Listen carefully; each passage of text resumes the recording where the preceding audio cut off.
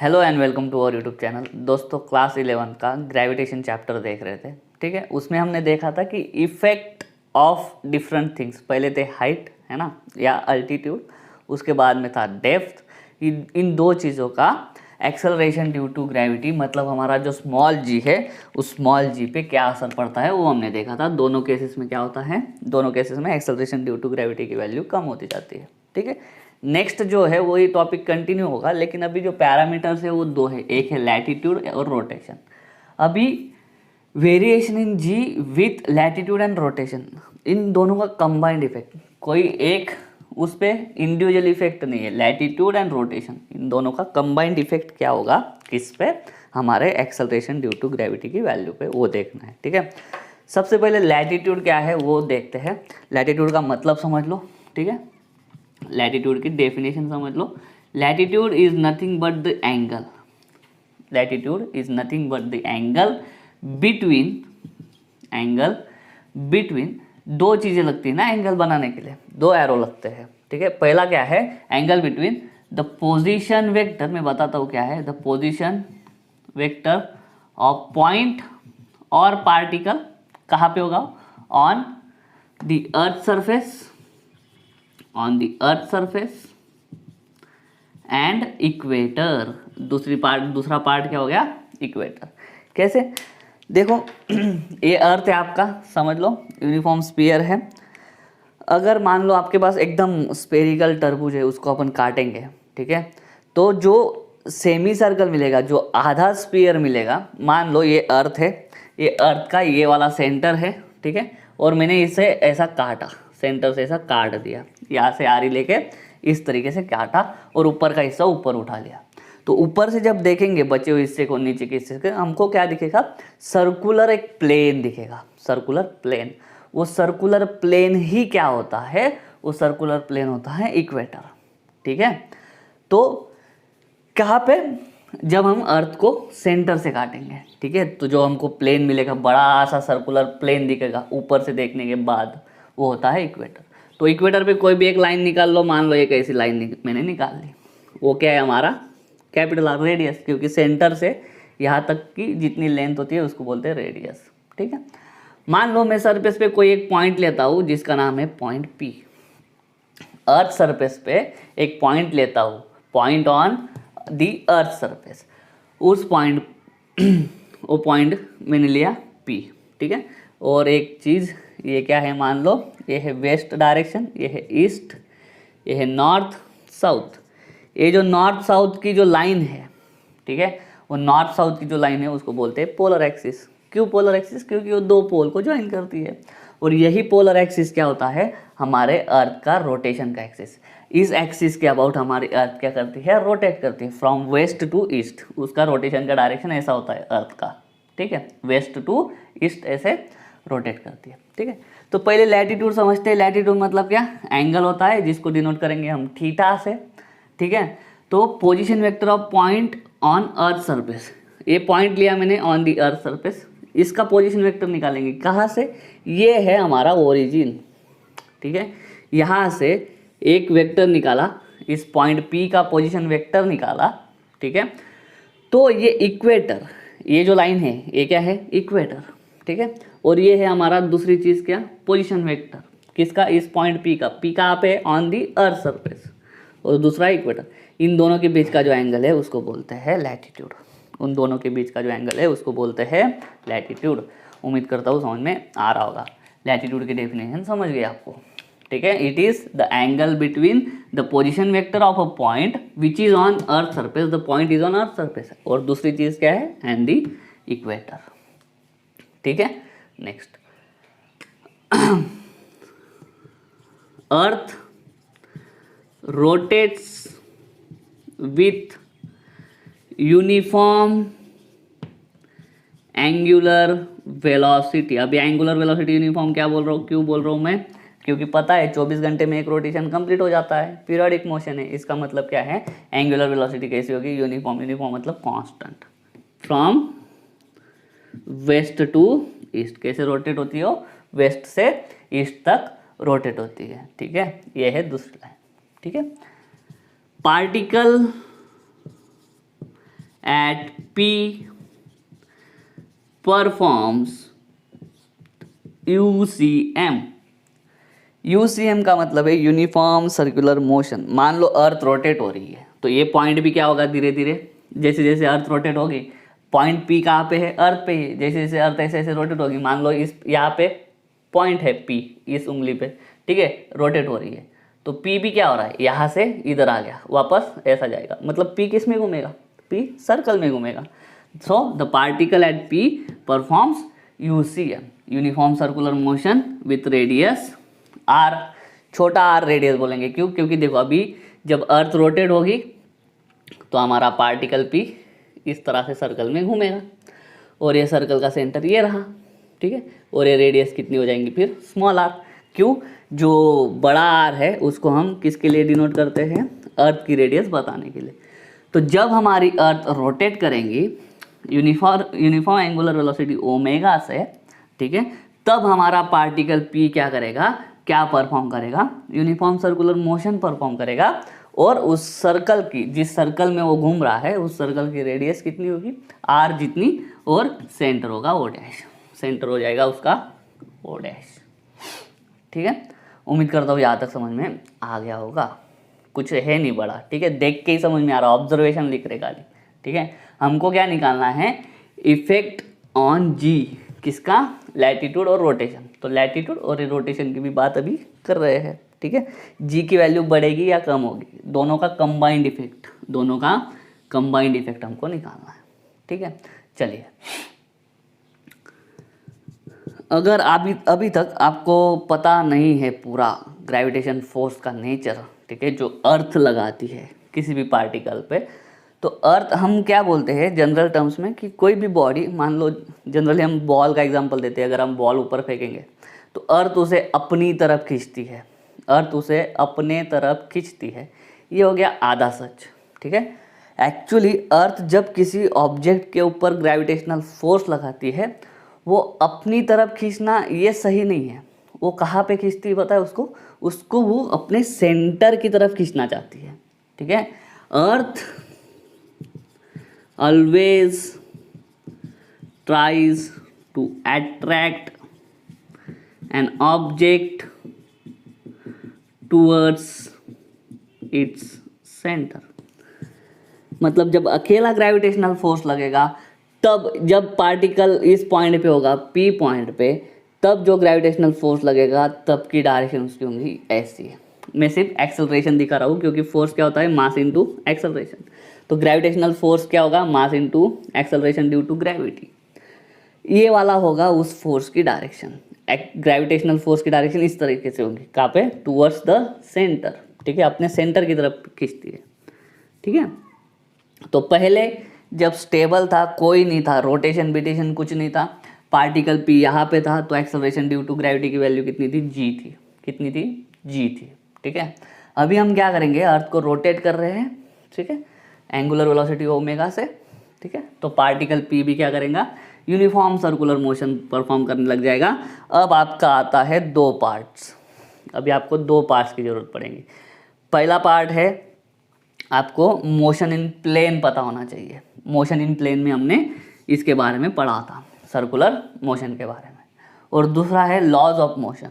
Laws of motion में आपने पढ़ा था inertial and non inertial frame of reference, ठीक है, और सूडो फोर्स वगैरह।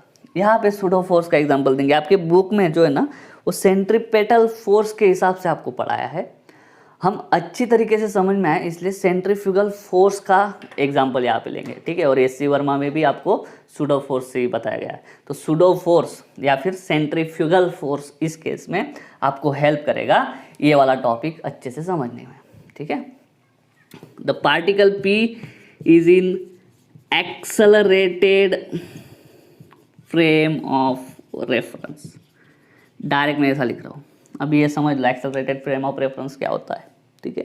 दो तरीके की फ्रेम ऑफ रेफरेंस होती है, एक इनर्शियल, ठीक है, जिसको बोलते हैं non accelerated frame of reference, और दूसरा होता है non inertial frame of reference. और non inertial frame of reference को ही बोला जाता है एक्सेलरेटेड फ्रेम ऑफ रेफरेंस।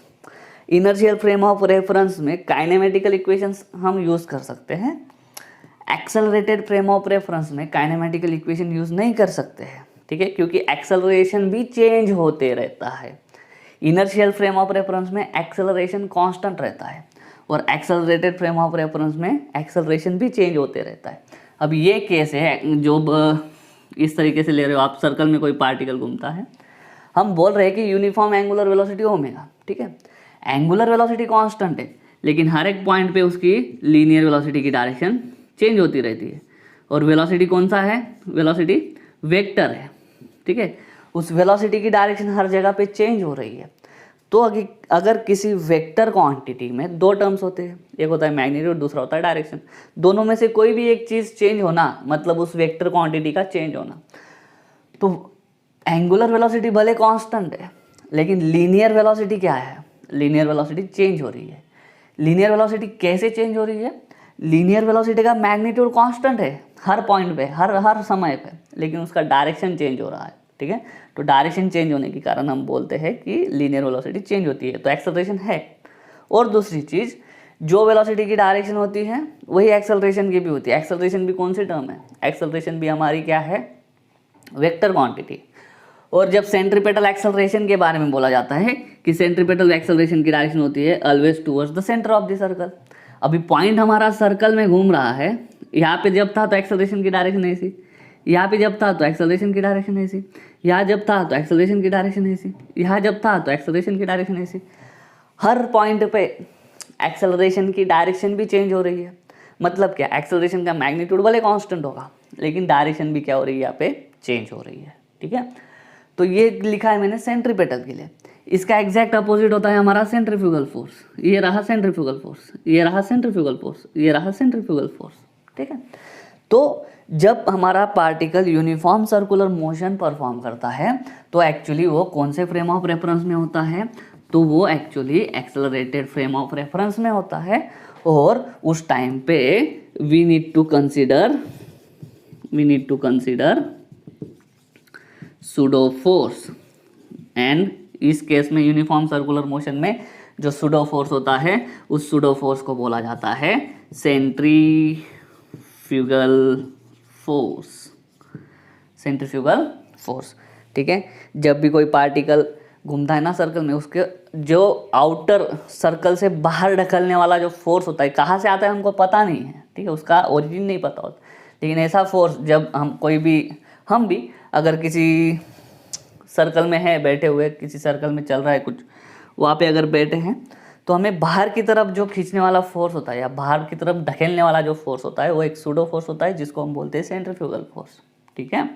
तो वो सेंट्रीफ्यूगल फोर्स की हेल्प लेके हम देखेंगे कि जब ये एक्चुअल रोटेशन में आएगा पार्टिकल, या जो पार्टिकल पी पॉइंट पे है, तब उस पर जो लगने वाला जो टोटल ग्रेविटेशनल फोर्स है या उस पर जो लगने वाला total acceleration due to gravity है, उसमें क्या चेंजेस होते हैं, ठीक है, वो देखते हैं।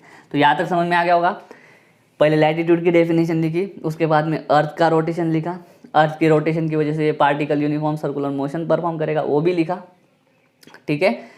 बाद में अर्थ का एक्चुअल ग्रेविटेशनल फोर्स की हमने एक लाइन लिख ली कि टुवर्ड्स इट्स सेंटर। बाद में पार्टिकल पी के बारे में लिखा कि पार्टिकल पी किस में है? एक्सेलरेटेड फ्रेम ऑफ रेफरेंस में। एक्सेलरेटेड फ्रेम के लिए सूडो फोर्स कंसीडर करते हैं। इस केस में कौन सा फोर्स है? वो सेंट्रीफ्यूगल फोर्स, ठीक है। अभी देखते हैं आगे मैथमेटिकल टर्म थोड़ा देखते हैं, और ये हो गया थ्योरी। अभी देखो, angle P O E is equal to theta, ये ई है, P O is equal to theta, therefore angle P O E बोला O P O dash is equal to also theta. क्यों?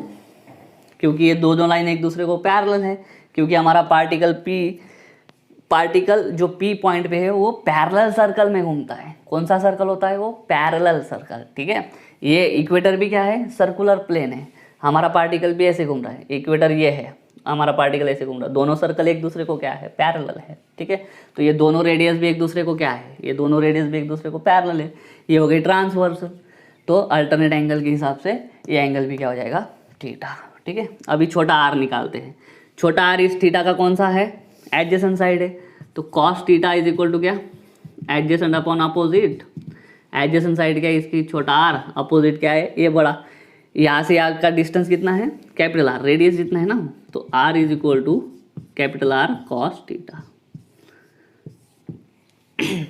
ठीक है, तो अभी इस पे लगने वाला हम क्या करते हैं, सूडो फोर्स। देखो कोई भी फोर्स किस तरीके से निकालते हैं, मास इनटू एक्सेलरेशन, अगर ग्रेविटेशनल रहा तो एक्सेलरेशन ड्यू टू ग्रेविटी। जो सेंट्रीपेटल फोर्स होता है, जो सेंट्रीपेटल फोर्स होता है उसका फॉर्मूला होता है एम आर ओमेगा स्क्वायर, और एक्सेलरेशन होता है आर ओमेगा स्क्वायर। ठीक है, जितना सेंट्रीपेटल फोर्स होता है उतना ही सेंट्रीफ्यूगल फोर्स होता है, जितना सेंट्रीपेटल एक्सेलरेशन होता है उतना ही सेंट्रीफ्यूगल एक्सेलरेशन होता है। ठीक है, तो देखो इस केस में लिखेंगे हम इनिशियल जो ग्रेविटेशनल फोर्स है वो हो जाएगा आपका mg, जब हमारी अर्थ रोटेट नहीं कर रही थी तब का किस्सा है। ठीक है, अभी सेंट्रीफ्यूगल फोर्स क्या होता है, वो होता है एम आर ओमेगा स्क्वायर। अब ये सेंट्रीफ्यूगल फोर्स किस पे लग रहा है, ये पार्टिकल पे। ग्रेविटेशनल फोर्स भी किस पे लग रहा है, पार्टिकल पे। लेकिन अभी देखो सेंट्रीफ्यूगल फोर्स के बारे में इस साइड से डायरेक्शन होगी। ठीक है, मान लो जब इस पार्टिकल जब हमारा पार्टिकल इस पॉइंट पे है तो सेंट्रीपेटल फोर्स इस डायरेक्शन में लगता है, सेंट्रीफ्यूगल फोर्स उस डायरेक्शन में लगता है। ठीक है, ये लाइन को मैं और एक्सटेंड कर देता हूँ थोड़ा ऐसा, ये थीटा है तो ये भी कितना होगा, वर्टिकली अपोजिट एंगल थीटा। ये है हमारा सेंट्रीफ्यूगल फोर्स। तो सेंट्रीफ्यूगल फोर्स क्या लिखते हैं, centrifugal force is equal to M R omega square is equal to M, R की वैल्यू डाली मैंने cos theta into omega square. अच्छे से लिख लेता हूं मैं, M R omega square cos theta. ठीक है, ये है एम, या फिर इसको बोलेंगे सेंट्रीफ्यूगल फोर्स। ठीक है, सेंट्रीफ्यूगल फोर्स इस तरीके से लिखा, फोर्स और एसीएफ मतलब क्या, सेंट्रीफ्यूगल, अपनी तरीके से लिख दिया मैंने। अभी देखना क्या है, इस सेंट्रीफ्यूगल फोर्स को अपोज करने का काम। ठीक है, हमको क्या करना है, पार्टिकल को सरफेस पे ही रखना है, पार्टिकल को घुमाने का भी है। पार्टिकल को सरफेस पे रखने के लिए कौन सा फोर्स काम करता है, ग्रेविटेशनल फोर्स। पहले कितना लगता था, mg। अभी पार्टिकल घूमने लग गया तो पार्टिकल पे कौन सा फोर्स लगा, पार्टिकल पे लगा सेंट्रीफ्यूगल फोर्स, जो उसको आउटसाइड धकेलना चाहता है। लेकिन हमारा ग्रेविटेशनल फोर्स क्या कर रहा है, उसको खुद की तरफ खींच रहा है। तो जितना भी टोटल ग्रेविटेशनल फोर्स लग रहा है उसमें बाकी का पार्ट, टोटल ग्रेविटेशनल फोर्स का बाकी का पार्ट, कुछ पार्ट किस में हो जाएगा कन्वर्ट, ये जो हमारा पार्टिकल है पी पॉइंट पे, उस पार्टिकल को सर्कल में भी घुमाने का है। ठीक है, उस सर्कल में घुमाने के लिए कौन सा फोर्स चाहिए, सेंट्रीपिटल फोर्स। तो ग्रेविटेशनल फोर्स का कुछ हिस्सा सेंट्रीपिटल फोर्स बोल के एक्ट होगा, तो टोटल ग्रेविटेशनल फोर्स क्या हो जाएगा, इधर का इस साइड वाला कम हो जाएगा। मतलब क्या, एक्सेलरेशन ड्यू टू ग्रेविटी की भी वैल्यू कुछ थोड़ी कम हो जाएगी। दूसरी तरीके से कैसे बता सकते हो, जब पार्टिकल P हमारा घूमेगा, सेंट्रीफ्यूगल फोर्स क्या करेगा, उस पार्टिकल को इस सरफेस से दूर खींचने का ट्राई करेगा। लेकिन हमारे ग्रेविटेशनल फोर्स क्या करेगा, ग्रेविटेशनल फोर्स का कुछ हिस्सा किस काम में खर्च होगा, इस सेंट्रीफ्यूगल फोर्स को अपोज करने में, इस सेंट्रीफ्यूगल फोर्स को अपोज करने में। ठीक है, इस सेंट्रीफ्यूगल फोर्स को अपोज कर देने का और हमारे पार्टिकल को हमेशा सेंटर की तरफ अट्रैक्ट करते रहने का, ये काम होता है हमारा ग्रेविटेशनल फोर्स का। ठीक है, तो ये जो टोटल ग्रेविटेशनल फोर्स है उसका ये वाला इस साइड पे मैं क्या करता हूँ, वो रिजॉल्व करता हूँ। अभी स्केलर वेक्टर चैप्टर, ये है हमारा फोर्स। ठीक है, ये है एंगल थीटा। इस फोर्स को अगर हम रिजॉल्व करेंगे दो रेक्टेंगुलर कंपोनेंट्स में, तो ये कंपोनेंट जो है हॉरिजॉन्टल हो जाएगा एफ कॉस थीटा, क्योंकि इस एक्सिस के साथ में बना हुआ है थीटा एंगल, वो ये हो जाएगा ए साइन थीटा, जो जिसके साथ एंगल नहीं बना। इस तरीके से ध्यान में रखते हैं। अभी इस फोर्स को मैं रिजॉल्व करता हूँ, एक कंपोनेंट इधर आएगा और एक कंपोनेंट इधर आएगा, तो ये क्या हो जाएगा, F C F cos theta. जैसे एफ कॉस थीटा लिखा वैसे एफ सी एफ फोर्स है, सेंट्रीफ्यूगल फोर्स, उसका कॉस कंपोनेंट। तो ये हमारा जी इधर की जो डायरेक्शन है, पहले फोर्स क्या था mg, ठीक है, बाद का फोर्स क्या हो जाएगा mg डैश, बाद का फोर्स क्या हो जाएगा रिजल्टेंट या नेट फोर्स क्या हो जाएगा, नेट फोर्स आफ्टर रोटेशन या ड्यूरिंग रोटेशन लिख सकते हो। क्या बनेगा वो, कुछ तो चेंज हो जाएगा। मास तो कभी चेंज नहीं होता है पार्टिकल का। पहले पूरा फोर्स कितना लग रहा था पार्टिकल mg, लेकिन अभी उसमें से ये mg की डायरेक्शन इधर और ये आधी डायरेक्शन उधर, क्या हो जाएगा m इंटू ये फोर्स कितना है F C F cos theta, मतलब क्या mg dash sorry is equal to mg minus m। F C F कितना है m, ओ सॉरी ये यहाँ पे क्या लिखना था, कौन सा force F C F cos theta, ठीक है। एफ सी एफ कितना था m R omega square cos theta और उसके आगे और क्या लगेगा एक cos theta. F C F कितना है m R omega square cos theta, ठीक है। नीचे का दिखेगा आपको, okay. Therefore m m m, देखो यहाँ से m कॉमन होके बाहर आ जाता था और m कट हो जाता था। g dash is equal to g minus यहाँ पे बचेगा r omega square cos square theta, खत्म किस्सा, बस यही है। तो जो ओरिजिनल g है उसमें से कुछ ना कुछ माइनस ही हो रहा है, ठीक है, उसमें से कुछ ना कुछ माइनस ही हो रहा है। इसका मतलब क्या, जो फाइनल g डैश मिलेगा हमको वो g डैश की वैल्यू क्या होगी कम। इसका मतलब क्या है कि हमारे g डैश की वैल्यू कम होगी, लेकिन किस पे डिपेंड करेगा, थीटा पे। रोटेशन में क्या है यूनिफॉर्म एंगुलर वेलोसिटी, तो r कांस्टेंट होता है, ओमेगा भी कांस्टेंट होती है, थीटा पे डिपेंड करता है, ठीक है। लैटिट्यूड कम ज़्यादा हुआ, जितना लैटिट्यूड कम होगा उतने वो इक्वेटर के करीब आएगा, ठीक है, जितना लैटिट्यूड ज़्यादा होगा उतना वो पोल की तरफ जाएगा, ठीक है। लेकिन किस्सा क्या है g dash is equal to g minus R omega square cos square theta, ये ध्यान में रखना है आपको खाली इतना सा, ठीक है। कैसा करा हमने, सूडो फोर्स का एग्जांपल लिया। इधर के साइड कौन सा फोर्स है, इधर के साइड है mg, ठीक है। ये वाला फोर्स कौन सा है सेंट्रीफ्यूगल फोर्स। ये डायरेक्शन एग्जैक्ट अपोजिट नहीं है, तो मैंने क्या किया इस फोर्स को रिजॉल्व कर लिया, एक डायरेक्शन ऐसी एक डायरेक्शन ऐसी, तो इसके अपोजिट वाला फोर्स इधर मिला, उसकी वैल्यू निकाल लो। कैसे, रेक्टेंगुलर कंपोनेंट फाइंड करने की वजह से, ठीक है। तो सेंट्रीपिटल फोर्स पहले निकाल लिया, फॉर्मूला कौन सा होता है एम आर ओमेगा स्क्वायर, ठीक है। स्मॉल आर की वैल्यू डाल दी, इधर ओ मिल गया था, उसको वापस कॉस थीटा करना पड़ा इसकी वजह से, ठीक है, रिजोल्यूशन की वजह से यहाँ पे मिलेगा आपको, ठीक है। तो ये है final equation g dash is equal to g minus R omega square cos square theta. अभी कुछ मैथमेटिकल चीज़ें हैं वो आपको ध्यान में रखना चाहिए, ठीक है। मैं बताता हूँ क्या क्या चीज़ें हैं और बाद में देखेंगे इक्वेटर और पोल वाला। जो अर्थ की रेडियस होती है वो अर्थ की रेडियस कितनी होती है 6.4, यहाँ पे बराबर होते हैं 6.4 इंटू 10⁶ मीटर, ठीक है। ये आपको न्यूमेरिकल में देंगे नहीं देंगे उनकी मर्जी, ये चीज़ें आपको पता होनी चाहिए, ठीक है। ओमेगा का फॉर्मूला क्या 2 पाई अपॉन टी होता है, 2 into 3.142 upon T, time period किसका, रोटेशन का। रोटेशन मतलब क्या 24 घंटा, मतलब 24 इंटू 60 मिनट्स, मतलब 24 इंटू 60 इंटू 60 सेकंड्स। टाइम का यूनिट क्या है सेकंड्स। तो ये ध्यान में रखना है क्या, नहीं ये बुक में दिया है उन्होंने, क्या है 7.275 इंटू 10⁻⁻⁵, ठीक है। यूनिट क्या होगा उसका पर सेकंड। कैसे 2 पाई को यूनिट नहीं होता, टाइम को यूनिट है सेकंड। ये चीज़ें ध्यान में रखनी है। अभी ये therefore g dash is equal to g minus ये r है, ये ओमेगा है, ओमेगा का भी क्या करना है स्क्वायर करना है, तो वो सारी चीज़ें आपको बुक में करके दी है, ठीक है। तो g dash is equal to G minus ऐसा, ठीक है। तो मैं क्या करता हूँ, आर ओमेगा स्क्वायर को इधर लेके आता हूँ, जी डैश को उधर लेके जाता हूँ, तो उससे क्या होगा देखो, therefore R omega square cos square theta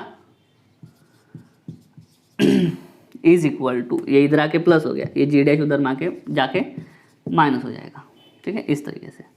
तो आर ओमेगा स्क्वायर की वैल्यू देके रखी है 0.03386, 0.03386, बाद में ये रहेगा cos square theta is equal to G minus G dash. ये अगर ध्यान में रखोगे तो आपको कॉम्पिटेटिव एग्जाम JEE नीट उसके लिए हेल्प करेगा, ठीक है। तो अभी इसमें क्या करते हैं, केसेस देखते हैं, इसमें केसेस देखते हैं। पहली केस जो है वो इक्वेटर के लिए, पहली केस किसके लिए, इक्वेटर के लिए, एट इक्वेटर। बताओ थीटा कितना होगा, थीटा होगा 0 डिग्री। कैसे, यहाँ पे ही ये पॉइंट, दोनों एरो एक दूसरे पे कोइंसाइड होंगे, लैटिट्यूड की डेफिनेशन बोलिए, इस इक्वेटर के साथ इसके पोजीशन वेक्टर ने जो एंगल बनाया, जैसे जैसे नीचे आएगा पोजीशन वेक्टर ऐसे ऐसे ऐसे आते जाएगा, एंगल का कम कम कम कम होते जाएंगे, लेकिन जैसे ही पार्टिकल यहाँ पे आ जाएगा तो एंगल हमारा कितना हो जाएगा, थीटा 0 हो जाएगा, ठीक है। तो इस इक्वेशन के बारे में सोचो अभी क्या होगा, therefore 0.03386 is equal to, Q is equal to लिख दिया, कॉस 0 1 होता है तो 1 का स्क्वायर भी क्या होगा 1, जी माइनस जी डैश, ठीक है। Therefore G dash is equal to, ये जी डैश इधर आके पॉजिटिव, जी माइनस 0.03386, ये है इक्वेटर वाला कंसेप्ट, ठीक है। दूसरा एट पोल्स, अभी किसके बारे में बात करेंगे, पोल्स के बारे में बात करते हैं। बताओ पोल्स पे क्या होगा, एट पोल्स, यहाँ से ऊपर ऊपर ऊपर ऊपर ऊपर ऊपर ऊपर ऊपर ऊपर ये पोल है हमारा, तो ये पहली लाइन ये दूसरी लाइन, दोनों के बीच में एंगल कितना होता है 90 डिग्री। पोल्स पे थीटा होगा 90 डिग्री, देयरफॉर क्या हो जाएगा 0.03386 इंटू 0 जी माइनस जी डैश। 0 क्यों लिखा, क्योंकि कॉस 90 कितना होता है, कॉस 90 होता है 0, और 0 इंटू कुछ भी करो क्या 0 आएगा, ठीक है। Therefore 0 is equal to G minus G dash, G is equal to G dash, मतलब क्या, पोल पे आएगा ना तो कुछ भी फर्क नहीं पड़ेगा, ठीक है। तो जैसे जैसे देखना, जैसे जैसे पार्टिकल हमारा इक्वेटर के करीब आते जाएगा वैसे वैसे जी डैश की वैल्यू कम कम होते जाएगी, कम कम होते जाएगी, ठीक है। जैसे जैसे पार्टिकल पोल की तरफ जाते जाएगा वैसे वैसे एक्सेलरेशन ड्यू टू ग्रेविटी की वैल्यू बढ़ती जाएंगी, और एक्सेलरेशन ड्यू टू ग्रेविटी की मैक्सिमम वैल्यू क्या होती है, जी ही होती है, ठीक है। तो इस तरीके से हम बता सकते हैं कि effect of latitude and rotation of earth on acceleration due to gravity, ठीक है। और कुछ इसमें है नहीं, बाकी कुछ इसमें समझ जैसा है नहीं। तो उम्मीद करता हूँ इतना अगर समझा नहीं है आपको तो एक बार और फिर से वीडियो देखो, ठीक है। तो उम्मीद करता हूँ आपको समझ में आ गया होगा, अगर ऐसा है तो वीडियो को लाइक करो, वीडियो को शेयर करो, चैनल को सब्सक्राइब कर देना। मिलता हूँ नेक्स्ट वीडियो में, तब तक के लिए जय हिंद।